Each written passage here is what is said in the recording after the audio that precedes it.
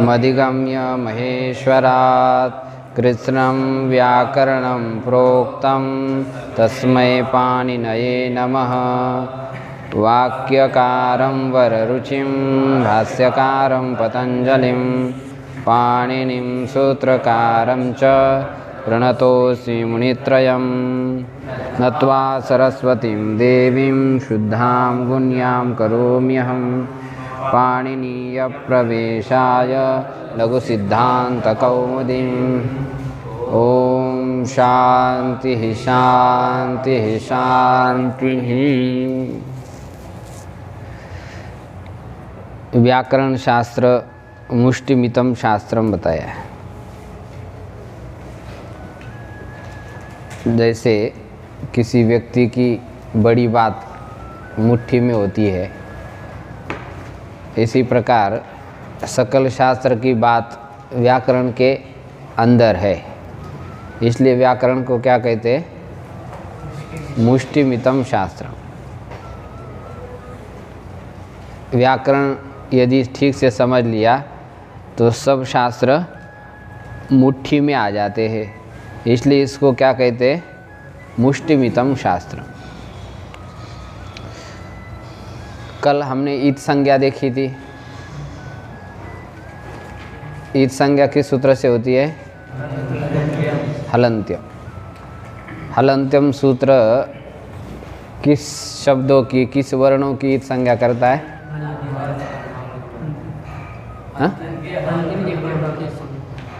उपदेश अवस्था में अंतिम हल वर्ण की ईद संज्ञा करता है। उपदेश किसको कहते हैं? उपदेश आद्य उच्चारण। महर्षि पतंजलि, महर्षि कात्यायन जी, महर्षि पाणिनि जी और सदाशिव शंकर जी के द्वारा उच्चारित जो व्याकरण संबंधी पदार्थ है उसको ही उपदेश कहते हैं। तो कितने पदार्थ हैं वो बताए नीचे श्लोक में। धातु सूत्र गणोणादि वाच्यलिंगानुशासनम आगम प्रत्ययादेशा उपदेशा प्रकीर्तिता। ये सब उपदेश है। धातु सूत्र आदियों के अंत में जो हल व्यंजन होगा, हल होगा, उसकी क्या होगी? ईद संज्ञा। इस सूत्र से ये हम धीरे धीरे समझते जाएंगे। ईद संज्ञा के बाद लोप संज्ञा आ गई। लोप किसका होता है?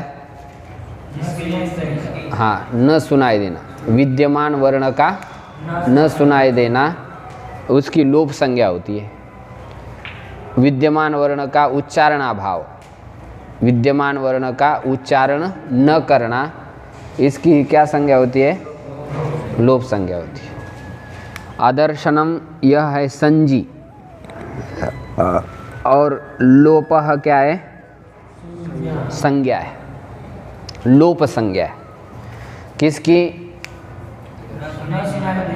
हाँ, न सुनाई देने की। लेकिन न सुनाई देना या वर्ण का उच्चारण न होना, ये तो कई शब्द में हो सकता है। जैसे एक शब्द है मधु शब्द है, इससे परे क्वि प्रत्यय हुआ ही नहीं, वह सुना ही नहीं दे रहा है, तो उसकी भी जो है लोप संज्ञा हो जाएगी। और लोप संज्ञा होने के बाद ह्रस्व से प्रतिकृति तुक से तुक प्राप्त होने लग जाएगा। इसलिए इस सूत्र में इससे पूर्वतन सूत्र से स्थानीय पद की अनुवृत्ति लानी पड़ी।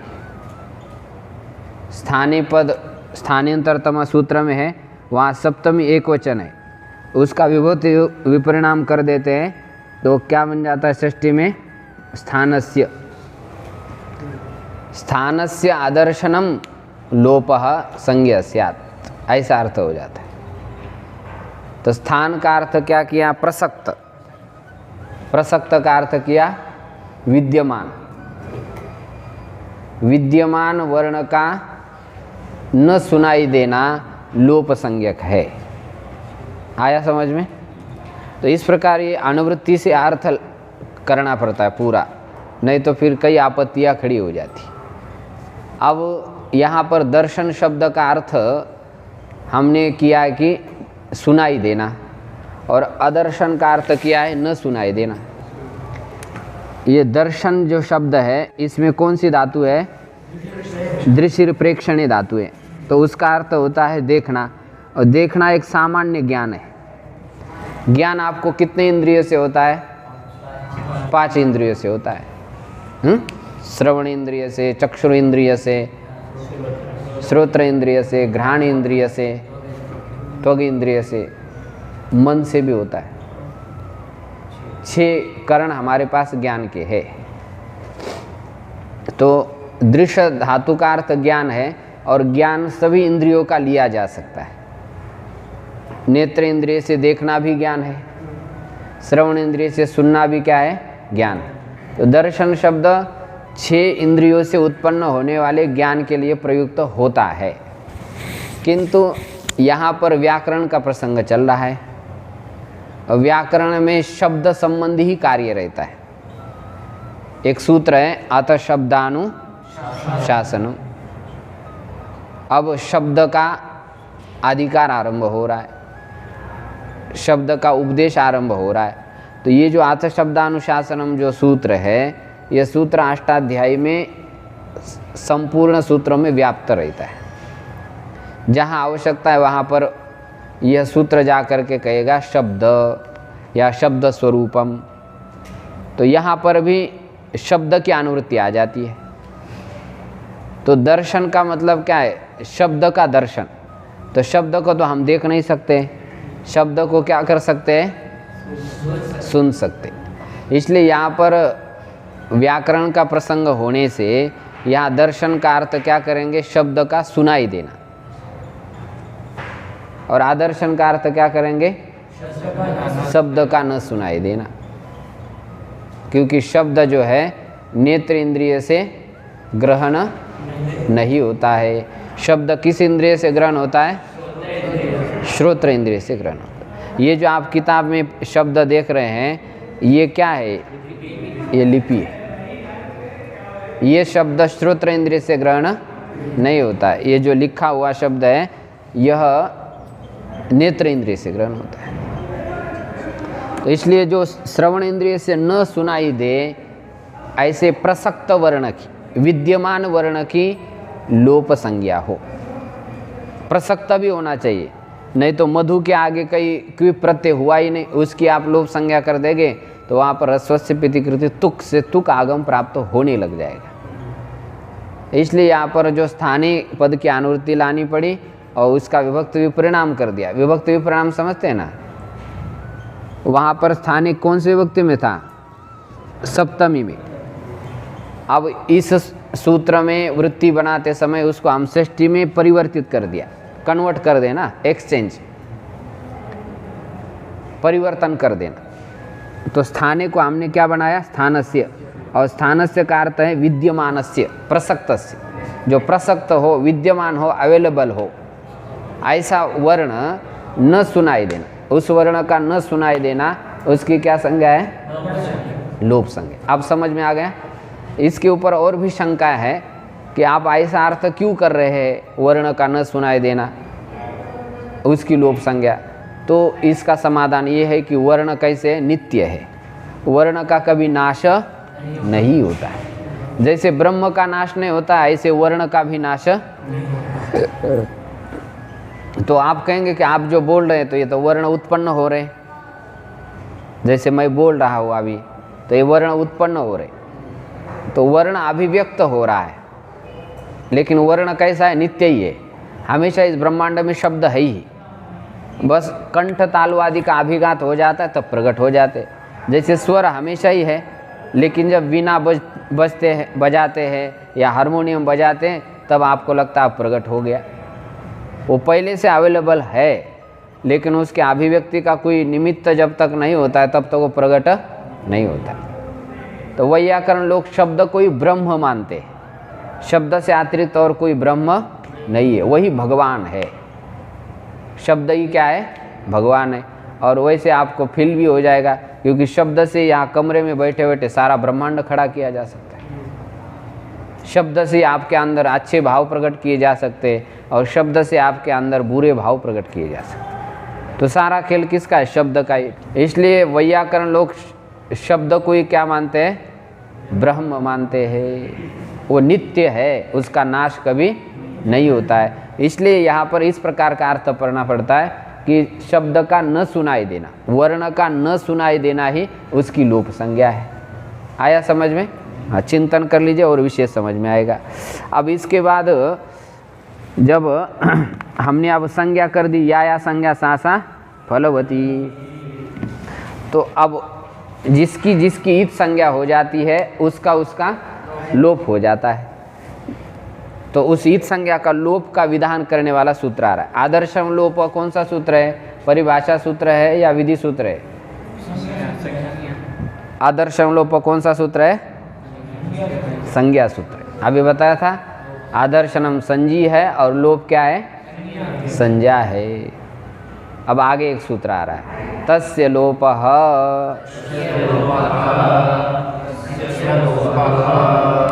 तस्य इति षष्ट्यंत एकवचनम, लोपः इति प्रथमांत एकवचनम। इस सूत्र में कोई समास है ही नहीं, बिना समास का ही ये सूत्र है। संधि का भी कोई खास इसमें है ही नहीं, कोई संधि है ना, संधि कार्य भी नहीं है। तो तस्य यह षष्ठी एकवचन है। हाँ? किस सर्वनाम का? ये तत्सर्वनाम का। तत्सर्वनाम का तस्य बना हुआ है। तस्य माने क्या है? उसका। लोप माने लोप हो, माने उस वर्ण का उच्चारण न करना, उसका लोप हो। तो उसका का मतलब किसका, ये शंका आ जाएगी। तो अब अष्टाध्यायी खोल के आप देखेंगे तो आपको पता चलेगा। अष्टाध्यायी नहीं लाए तो ले लीजिए, हमारे से ले लीजिए। हैं? गुरु जी को क्यों छोड़ना है ऐसा खाली सब कुछ। तो तस्य लोपः, कितनी संख्या है इसकी? 1 3 9, ये इसकी संख्या क्रमांक है। अब 1 3 पूर्व 1 3 सूत्र से पहले सूत्र देखेंगे आप, उपदेशे जनुनासिकी, तो दूसरे क्रमांक का सूत्र है। फिर उसके बाद आ जाता हलंत्यम, फिर आ जाता है, इसको छोड़ दीजिए, इसके बाद वाला आदि ऋटुड़व, फिर उसके बाद श प्रत्यय से, उसके बाद चुटु और लशक व तद्धिते, बस या तस्य लोप आ गया। तो तस्य जो शब्द नहीं मिला, संख्या दिखाओ इसको, कल समझाया था ना। इसको देखो 1 3 1 पहला अध्याय तृतीय पाद नवम सूत्र, निकालो आगे। इधर लिखी है ना संख्या, उधर क्या ढूंढ रहे हैं आप? ये संख्या लिखी है, इसके आगे तस्य लोप 1 3 9 जी। मिल गया, मिल गया। उधर नहीं देखना है, उधर देखने नहीं, उधर देखना है अध्याय में। हाँ, अध्याय निकाल लीजिए। प्रथम अध्याय का तृतीय पाद, और तृतीय पाद में नवम क्रमांक का सूत्र है। कल आपको दिखाया तो दिया था, ये सब संख्या के बारे में समझाया था। अभी भी आप कोशिश कर लीजिए। मिल गया? जल्दी, नहीं जिसको आता है दिखा दो उनको, जल्दी दिखाए।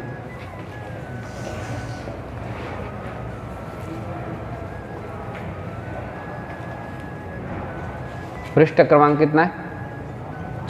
6। ये संख्या तो खोजने आनी चाहिए ना। देखो देखो, ये पहला अध्याय है, तृतीय पाद है, और नवम क्रमांक तस्य लोप लिखा हुआ है। मिला? तस्य लोप नवम संख्या जी, मिल गया। मिला? आप समझो ठीक से, इनको भी समझा दीजिए। ये तस्य लोप है, इससे पूर्व में 6 सूत्र है ईद संज्ञा करने वाले। कितने सूत्र है? कौन सा? उपदेश जमुनासिक से आरंभ करना है, न विभक्त तो उसमा को छोड़ देना है। उपदेश जमुनासिक हलंत्यम आदि ऋटुड़वः श प्रत्ययस्य चुटु और लसक तद्धि, ये 6 सूत्र। ये 6 सूत्र क्या करते हैं? ईद संज्ञा करते हैं। क्या करते? इत संज्ञा करते। तो तस्य यह जो सर्वनाम है, ये 6 सूत्र द्वारा जो की गई इत है उसका निर्देश कर रहे हैं। माने उस इत की क्या हो? लोप हो। केवल हलंत्यम सूत्र द्वारा जो इत संज्ञा की जा रही है उसका ही निर्देश नहीं कर रहा है तस्य। इन 6 सूत्र द्वारा जिस जिस वर्ण की इत संज्ञा की जा रही है उसका क्या होगा? लोप हो। तस्य माने उस इत का लोप हो। 6 सूत्र के द्वारा जिसकी इत संज्ञा की गई है उसका क्या हो? लोप हो। ऐसा इसका अर्थ है। हाँ? अब शंका ये आ रही है कि यहाँ पर तस्य ग्रहण करने की आवश्यकता क्या है? केवल सूत्र क्या बना देते? लोपः, इतना ही सूत्र बना देते। तस्य यह जो सर्वनाम है ये किसका निर्देश कर रहा है? इत का निर्देश कर रहा है। इतः उपदेश जनुनासिक इत सूत्र में इत पद लिखा हुआ है, वहाँ पर है प्रथमा एक वचन, और यहाँ आने के बाद वो षष्ठी में परिवर्तित हो जाता है, षष्ट्यंत है, तो अपने आप उसकी अनुवृत्ति आ ही रही है। फिर तस्य ग्रहण करने की क्या आवश्यकता है? ऐसी है आशंका। शंका समझ में आ गई? तस्य लोपः सूत्र जो है 9वें क्रमांक का है, उपदेश जनुनासिक इत है दूसरे क्रमांक का। तो इत की अनुवृत्ति ऐसी अपने आप आ ही रही है। ये तस्य पद किसका ग्रहण कर रहा है? इत का ग्रहण कर रहा है। किसका ग्रहण कर रहा है? इत का। तो इत तो अपने आप आ ही रहा है। जो व्यक्ति अपने आप आ ही रहा है उसको निमंत्रण देने की जरूरत है क्या? जब प्रोग्राम होते हैं, जो व्यक्ति अपने आप आने वाला है उसको निमंत्रण देने की कोई आवश्यकता नहीं है। जो नहीं आ रहा है उसको इनविटेशन दिया जाता है। समझ में आ रही बात? तो इत पद की अनुवृत्ति अपने आप आ ही रही थी, फिर पाणिनि महर्षि ने तस्य पद क्यों लिखा? This is question. अंडरस्टूड? समझ गए आप? तो उसका समाधान क्या है कि देखो, यदि तस्य ग्रहण नहीं करते सूत्र में तो आपत्ति आ जाती। किस में आ जाती? एक धातु है डुक्रिय करणे। क्या धातु है? डुक्रिय करण। और दूसरी धातु है टुणधि समृद्धो। ये है टुणधि समृद्ध, ऐसी धातु है टुणधि समृद्ध। इसमें एक अनुनासिक। ईश्विदा ऐसी एक धातु है, इसमें आकार है। तो यहाँ पर आप देख रहे हैं आदि में क्या है? डू, इधर टू और इधर ई। आदि ईटोड़ा सूत्र से इसकी ईट संज्ञा हो जाएगी, आदि वर्ण की। किंतु यदि तस्य ग्रहण सूत्र में नहीं करेंगे तो आलोन्त्य से परिभाषा आ जाएगी। आलोन्त्य से परिभाषा क्या कहेंगे कि षष्ठी निर्दिष्ट जो आदेश है वो अंतिम वर्ण के स्थान पर हो। तो अंतिम वर्ण के स्थान पर ही लोप प्राप्त हो जाएगा। समझ में आ रहा है? जो आदि में टू डू ई है उसका लोप नहीं हो पाएगा, क्योंकि जो अंतिम वर्ण है उसका ही लोप करता है। कौन? ये परिभाषा निर्देश कर देती है और फिर लोपः सूत्र उसका लोप कर देगा। तो हमको तो आदि वर्ण की भी ईद संज्ञा करके क्या कर देना है? लोप कर देना है। तो यदि तस्य ग्रहण नहीं करेंगे तो केवल अंतिम ईद संज्ञक वर्ण का ही लोप होगा, आदि ईद संज्ञक वर्ण का लोप नहीं होगा। किंतु आदि ईद संज्ञक वर्ण का भी लोप करना है, इसलिए पाणिनि महर्षि ने किसका ग्रहण किया? तस्य पद का ग्रहण किया। यदि तस्य पद ग्रहण नहीं करेंगे तो आलोन्त्य से परिभाषा आ जाएगी। षष्ठी है, उसके द्वारा निर्दिष्ट जो लोप आदेश है वह अंतिम वर्ण के स्थान पर ही होने लग जाएगा। तो आदि जो ईद संज्ञक वर्ण है उसका लोप नहीं हो पाएगा। अब तस्य ग्रहण करने के सामर्थ्य से क्या हो जाएगा? ईद संज्ञक वर्ण कहीं भी हो, आदि में हो, मध्य में हो या अंत में हो, सभी ईद संज्ञक वर्ण की क्या हो जाएगा? लोप हो जाएगा। ये तस्य ग्रहण करने का सामर्थ्य है। आया समझ में? चिंतन कर लिए, धीरे धीरे समझ में आ जाएगा। तो तस्य यह सर्वनाम है, और सर्वनाम का स्वभाव क्या होता है? वह हमेशा पूर्वस्थ पदार्थ का निर्देश करता है। उसके पूर्व में जो कहा गया उसका इंडिकेट करता है, निर्देश करता है। तो तस्य लोप से पूर्व में 6 सूत्र द्वारा ईद संज्ञा कही गई है, तो उस ईद संज्ञा का ये निर्देश कर रहा है। उसका जिसकी जिसकी ईद संज्ञा हो गई उसका लोप, उसका क्या हो? लोप। ये सूत्रार्थ हो गया। अब हम आगे चलते हैं। वृत्ति में देखिए क्या लिखा है, तस्य इतो लोपः स्यात्, उस इत का लोप हो। 6 सूत्र के द्वारा जो कही गई इत संज्ञा है जिन जिन वर्णों की, तो उनका क्या हो, लोप हो। ये सूत्र का अर्थ हो गया। अभी हमने केवल हलंत्यम सूत्र पढ़ा है और 5 सूत्र धीरे धीरे जब आगे आएंगे तब दिखा जाएगा। तो अब अ ई उन में न, रील रिक में क, अयोंग में ग, अयौच में च। ये शिव सूत्र में जो अंतिम वर्ण इत संज्ञक है तो फिर उसका भी लोप प्राप्त होने लग जाएगा है? तो ग्रंथकार समझा रहे हैं उसकी इत संज्ञा तो है किंतु उसका लोप नहीं होगा। देखो आगे समझा रहे, नादयो अनाद्यार्थाः, नादि जो है वो अनाद्यार्थ है। अनाद्यार्थ है मतलब अनादि प्रत्याहार बनाने के लिए। किसके लिए है वो? अनादि प्रत्याहार बनाने के लिए है। वो ऐसा नहीं यूज एंड थ्रो नहीं है। जैसे कई चीज़ होती है ना संसार में, वो एक बार यूज़ कर लिया फेंक दिया, लेकिन कई चीज़ ऐसी होती है बार बार यूज़ करनी पड़ती है। जब यूज़ करना है तो ले लिया, अब बाकी जब यूज़ नहीं कर रहे तो रख दिया कहीं। जैसे चप्पल है, चप्पल की जब आवश्यकता होती है तो आप पहन लेते, फिर आ करके दरवाजे के बाहर रख देते हैं। लेकिन आइसक्रीम ले लिया, अब आइसक्रीम का डिब्बा आ गया है, आइसक्रीम खा लिया, फिर डिब्बे को भी डाल देते, जेब में डाल देते क्या? नहीं डालते। अब वो क्या है, खा लिया बस, काम हो गया, डाल दिया। या फिर वो दूसरी आइसक्रीम भी आ जाती है, वो कागज़ में लपेट करके आ जाती है, उस पर डंडी रहती है, तो खा लेने के बाद उसको फेंक देते। ऐसे कुछ ईद संज्ञक वर्ण है कि उसकी ईद संज्ञा होती है वो डिलीट हो जाते,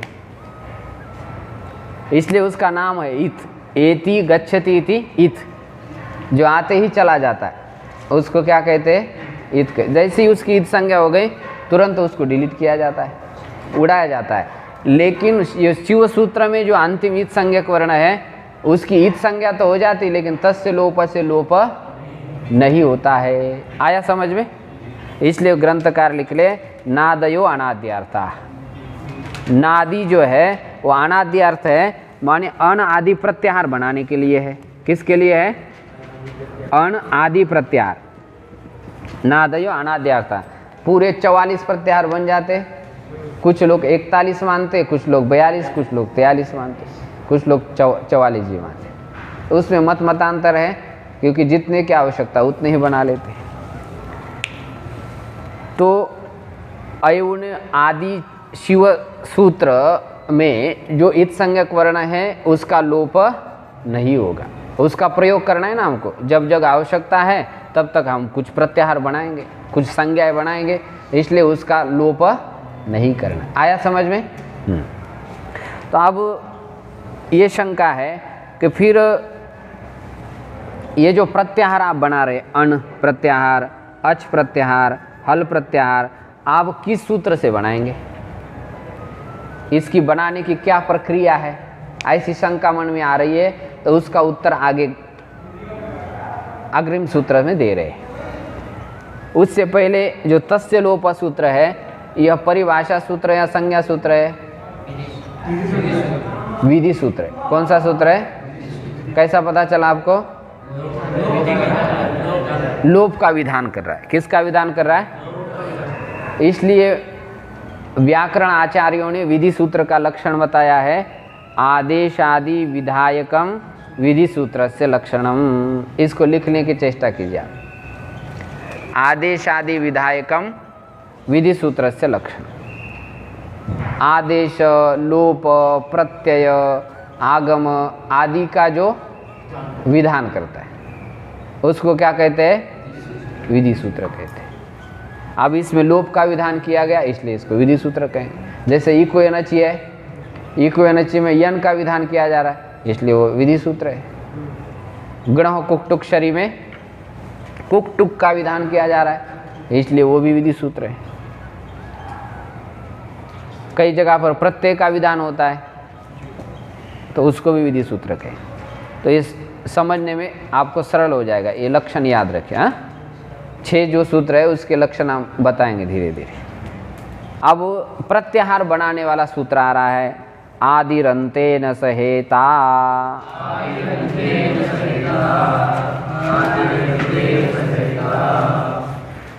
आदिरंते न सहेता। आदि ही प्रथमांत एक वचन है, अंतेन तृतीया एक वचन, सह इति अव्ययपदम, इता इति तृतीयांत एक वचनम। कितने पद हो गए? 4 पद हो गए। विभक्तियों का परिचय पहले प्राप्त कर लेना चाहिए। यदि आपको इन सूत्रों को समझने के लिए असुविधा हो रही है तो 2 व्याख्याओं को आप पढ़ने की चेष्टा करें, जिसके पास जैसा सामर्थ्य है। एक है भैमी व्याख्या और दूसरी है श्रीधरी व्याख्या। इन दोनों व्याख्याओं में इन सूत्रों के अर्थ हिंदी में अच्छी तरह से समझाए, उसमें विभक्तियाँ भी सब लिखी हुई है, तो उसके सहारे से आप इसको समझने की चेष्टा करें। और उसमें भी यदि आप समझ नहीं पा रहे तो फिर हमारे पास आ जाइए, आपको वो समझा देंगे क्या कहना चाह रहे हैं। हाँ, अब यदि मेरे कहने से यदि आप समझ जा रहे तो इससे बढ़ गया तो कोई बात ही नहीं है।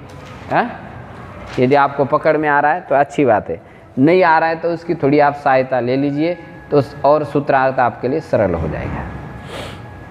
अब आदि ही ये किसके समान चल रहा है? ये हरि के समान, जैसा हरि ही इसी प्रकार आदि ही। अंतेन ये तृतीया एक वचन है, ज्ञानम के समान है। सह ये अव्यय है, अव्यय पद ऐसा ही रहता है तीनों लिंगों में, तीनों वचनों में, विभक्तियों में। इता ये इत प्रातिपदिक है, इसका तृतीया एक वचन क्या बन गया? इता, ऐसा बन गया, इता बन गया ना। अब सूत्र में जो है 2 विभक्तियाँ तृतीया में, तो ये इता के साथ अंतेन का अन्वय करेंगे। अंतेन इता सह आदि, ऐसा अन्वय करेंगे अर्थ करने के लिए। अंत इत वर्ण के सहित आदि, ये इसका अर्थ हो गया। अंत इत वर्ण के सहित आदि।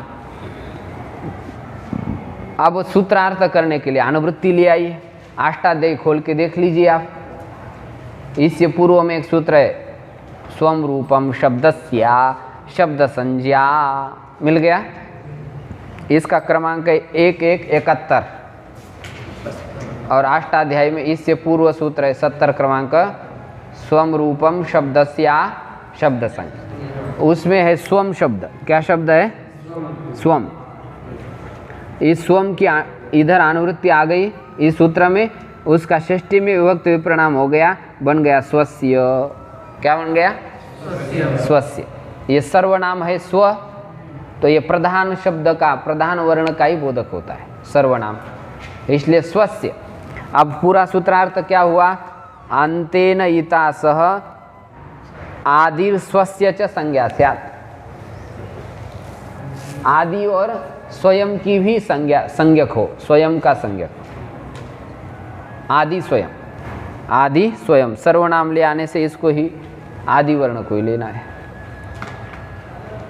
ये सूत्रार्थ हो गया। वृत्ति में देखिए आप, पंडित श्री वरदराजाचार्य जी क्या लिख रहे हैं? अंतेन इता सहित आदिर मध्यगानां स्वस्य च संज्ञा स्यात्, यथा अणीति अयु वर्णानां संज्ञा एवं अच हल अल इत्यादयः। वृत्ति पर ध्यान दीजिए अच्छी तरफ से, एकाग्र होते जाइए, इधर उधर मन को नहीं भटकाना है। पाठ में जब बैठे तो पाठ में ही देख लेना है, तो समझ में आ जाएगा, कोई दिक्कत नहीं होगी। अंतेन इता सहित, अंत इत के सहित आदि मध्यगानाम, मध्यगत वर्ण स्वस्य च, और स्वयं की संज्ञा हो, स्वयं की, तो ये भी संज्ञा सूत्र ही है। ध्यान देंगे अष्टाध्यायी में जो प्रथम अध्याय है उसमें अधिकतर प्रथम पाद में तो संज्ञा सूत्र ही है। अष्टाध्यायी में प्रत्येक अध्याय में कितने पाद होते? 4। तो उस प्रत्येक पाद में एक स्वतंत्र विषय बताए हैं, अलग अलग। किसी में संज्ञाएं बताई हैं, किसी में परिभाषा बताई है, किसी में विधि सूत्र बताए हैं, किसी में समास बताया है, किसी में तद्धित है, किसी में स्वर वैदिक प्रक्रिया है, किसी में संधि बताई है। तो किस किस पाद में बताई, ये थोड़ा विचार का विषय है और धीरे धीरे हम बताते जाएंगे आपको। हाँ, तो ये भी प्रथम पाद का ही सूत्र है, प्रथम अध्याय का। तो ये संज्ञा सूत्र है, ध्यान रखें। तो संज्ञा कर रहा है, ये क्या संज्ञा कर रहा है? यही जो अण, अच, अक, हल, अल, इक, उख, ये प्रत्याहार बना रहा है ये सूत्र। हाँ, तो अब इसको घटाते हम, ये आप अर्थ समझ गए इसका।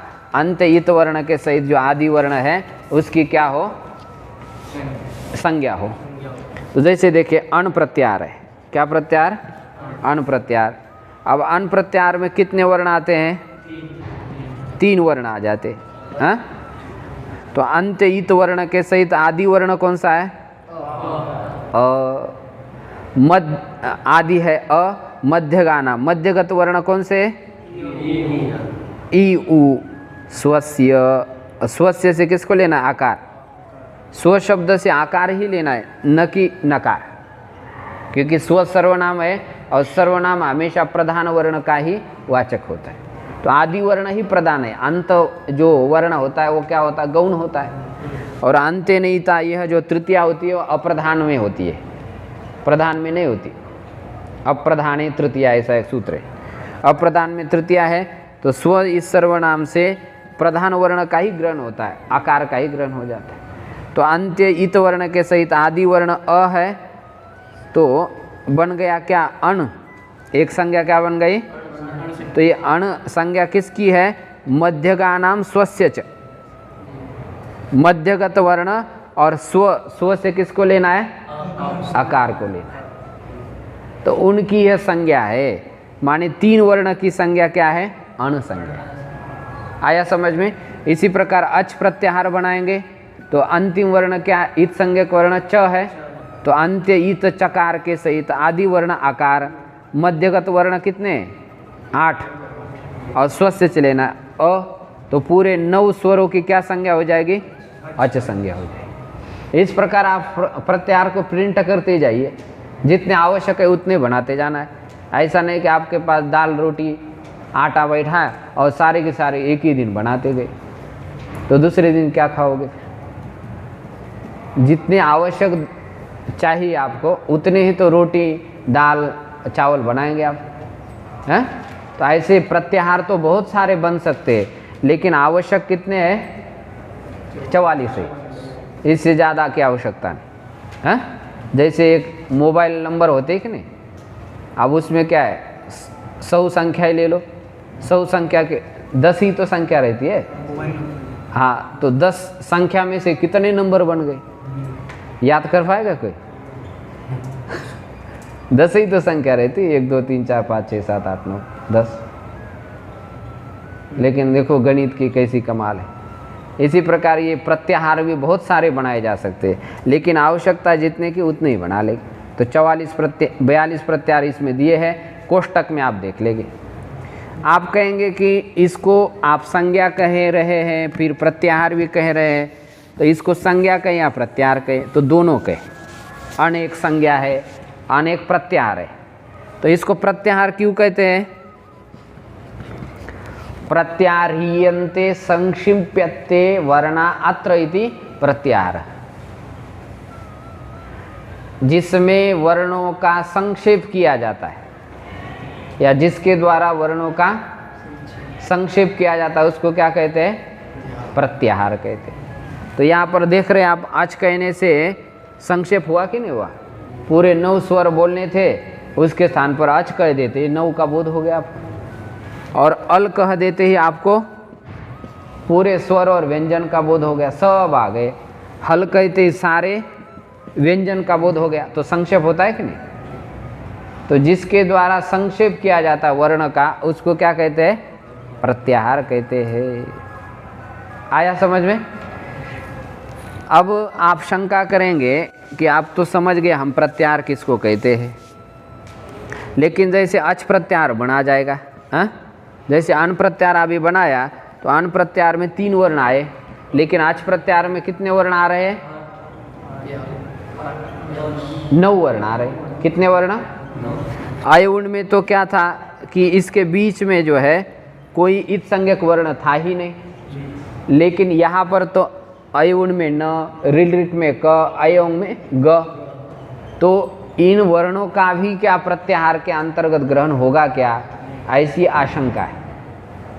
हाँ? तो इन वर्णों का प्रत्याहार के अंतर्गत ग्रहण नहीं होता। जब आज कहेंगे तो केवल अ यू रील री ए ओ ऐ औ का ही ग्रहण करना है, बीच में जो इत संज्ञक वर्ण है उसका ग्रहण नहीं करना। एक नियम है, प्रत्याहारेषु इताम न ग्रहण, प्रत्याहारों में इत संज्ञक वर्ण का ग्रहण नहीं होता है। प्रत्याहारों में इत संज्ञक वर्ण का ग्रहण नहीं होता है, ऐसा एक नियम है। तो आप कहेंगे कि आप तो ऊपर बैठे हैं इसलिए शायद आपने मन की बात कह रहे हो। हाँ? प्रत्याहारों में इत संज्ञक वर्ण का ग्रहण नहीं होता है, इसमें आपके पास प्रमाण क्या है? कोई तो आपको प्रूफ बताना पड़ेगा कि प्रत्याहार के अंतर्गत इत संज्ञक वर्ण का ग्रहण नहीं होता। तो इसका प्रूफ ये है, उपदेश जो नासिक इत में जो पाणिनि महर्षि ने क्या लिखा है, अनुनासिक। क्या लिखा है? अनुनासिक। यदि प्रत्याहारों के अंदर इत संज्ञक वर्ण का ग्रहण होता तो रूप क्या बन जाता? अनुनासिक। क्या रूप बनता? ऐसा रूप बन जाता। भला कैसा बन जाता, इसको थोड़ा समझा दीजिए। हाँ? आप परिवार अपना ही, उसमें क्या दिक्कत है? हाँ? इधर ही ध्यान दिया। तो देखो, यदि प्रत्याहारों में इत संज्ञक वर्ण ग्रहण, जैसे इक्वनिच सूत्र है, अच प्रत्याहार में फिर क्या हो जाता है? अयुन रिल रिख, अयुन का न, रिल रिख का क आ जाता, और क आ जाता तो उसको हम क्या मानते? अच मान जाते। क्या मानते? अच, है ना। तो यहाँ पर आप देख रहे हैं अनुनासिक में ये जो सकार उत्तरोत्तर इकार ये है अच, इक है, और ककार अच हो गया। तो इक्वनिच से क्या हो जाता? यन हो जाता। अनुनास क्या ऐसा बन जाएगा। इक्वेंसी यन समझ में आ रहा है इसमें, क्योंकि ककार आच में आ गया ना, तो इक्वेंसी से यन हो गया। यन होने के बाद एक सूत्र लोपो व्योरवली, इससे लोप हो जाता तो रूप क्या बन जाता? अनुनासिक। लेकिन ऐसा पाणिनि महर्षि ने नहीं लिखा है, इससे सिद्ध हो जाता है कि प्रत्याहारों के अंदर इत संज्ञक वर्ण नहीं आते हैं। यदि आ जाते तो पाणिनि महर्षि क्या लिखते? अनुनासिक ऐसा लिखते, लेकिन लिखा नहीं। इसी से सिद्ध हो गया कि प्रत्याहारों के अंदर इत संज्ञक वर्ण नहीं आते। आया समझ में? तो जब अब वर्ण की गिनती करेंगे तो इत संज्ञक वर्ण को छोड़ देना है। इत संज्ञक वर्ण केवल प्रत्याहार बनाने के लिए है। किस लिए है? प्रत्याहार बनाने के लिए है, और दूसरा इनका कोई प्रयोजन नहीं है। ध्यान रखेंगे, कई वस्तुएं होती है उनका एक ही प्रयोजन रहता है, 2-4 प्रयोजन नहीं रहते। तो ये आप यहाँ पर ध्यान रखेंगे कि अंतिम इत संज्ञक जो वर्ण है वो प्रत्याहार के अंतर्गत नहीं आता है। तो अब आप प्रत्याहार बनाना सीख गए, अच प्रत्याहार, हल प्रत्याहार, अल प्रत्याहार। इसी के अनुसार ही आपको अन्य प्रत्याहार को भी बनाने का चेष्टा कर लेना है। हाँ? तो ये प्रत्याहार विधायक सूत्र हो गया, ये भी संज्ञा सूत्र है। अब इसके बाद ह्रस्व दीर्घ आदि संज्ञा विधान करने वाला सूत्र आ रहा है, उसकी चर्चा हम कल करेंगे। हाँ? ओम पूर्णमदः पूर्णमिदं पूर्णात् पूर्णमुदच्यते पूर्णस्य पूर्णमादाय पूर्णमेवावशिष्यते। ओम शांति शांति शांति। हरि ओम।